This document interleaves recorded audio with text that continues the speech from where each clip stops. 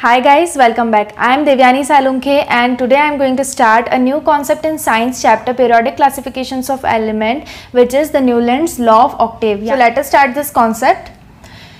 The Newland's law of octave given by John Newland, यानी कि ये जो octave है, ये जो law of octave है, ये किसने दिया था? ये दिया था जॉन न्यूलैंड ने. ठीक है, इन ईयर 1866, यानी ईयर था वो था 1866. ऑक्यूपेशन, अब वो उस टाइम पे क्या काम करते थे? He was an English scientist. ठीक है, इतना क्लियर हुआ. Arrange known elements in increasing atomic mass, यानी कि उन्होंने जो एलिमेंट्स थे, ठीक है, जितने भी नोन एलिमेंट्स थे तब तक उन्होंने उनको इंक्रीजिंग एटॉमिक मास के ऑर्डर में उन्होंने अरेंज किया. ठीक है. He started with element having least atomic mass, यानी कि उन्होंने स्टार्ट किया विथ लीस्ट एटॉमिक मास. ठीक है, यानी कि जो एलिमेंट था जिसका एटॉमिक मास सबसे लीस्ट था, यानी कि सबसे कम था, उससे शुरू करा. ठीक है, यानी कि लीस्ट एटॉमिक मास वाला एलिमेंट था हाइड्रोजन,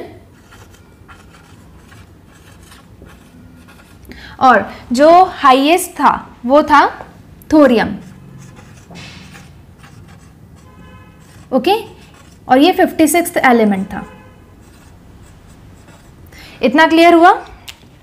उन्होंने स्टार्ट किया with the element having least atomic mass, यानी कि जिसका जो एटॉमिक मास है सबसे लीस्ट है, उन्होंने उससे शुरुआत की और तब तक जो नोन था हाईएस्ट एलिमेंट वहां तक रखा उसको. He found that every eighth element had property similar to the first, यानी कि उन्होंने ये ऑब्जर्व किया, उन्होंने ये नोटिस किया कि जब उन्होंने हाइड्रोजन से लेके थोरियम तक की एक लिस्ट बनाई थी एलिमेंट्स की, उस with increasing atomic mass. Okay, तो उस लिस्ट में जो एवरी एट्थ एलिमेंट था उसकी जो प्रॉपर्टीज थी वो सिमिलर थी टू द फर्स्ट एलिमेंट. ठीक है. He compared this to octave found in music, यानी कि उन्होंने इसे कंपेयर किया with the octave found in music, यानी कि जो म्यूजिक में ऑक्टेव फाउंड होता है उससे उन्होंने इसको कंपेयर किया और उसे नाम दिया लॉ ऑफ ऑक्टेव. ठीक है, और तब से इसका नाम हो गया न्यूलैंड्स लॉ ऑफ ऑक्टेव. ठीक है, इतना क्लियर हो गया. अब आगे, for example lithium and sodium, यानी लिथियम फर्स्ट था और ये एट्थ था, तो इन दोनों की जो प्रॉपर्टीज थी वो सेम थी. सिमिलरली विथ दिस, यानी कि बेरिलियम अगर फर्स्ट था तो मैग्नीशियम की प्रॉपर्टीज सिमिलर थी. ठीक है, क्लियर हुआ इतना.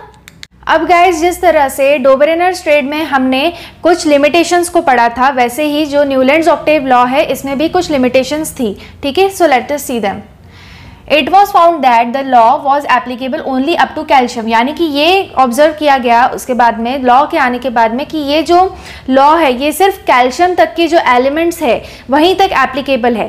कैल्शियम के बाद के जो एलिमेंट्स है उन पे सब पे ये लॉ एप्लीकेबल नहीं है. ठीक है.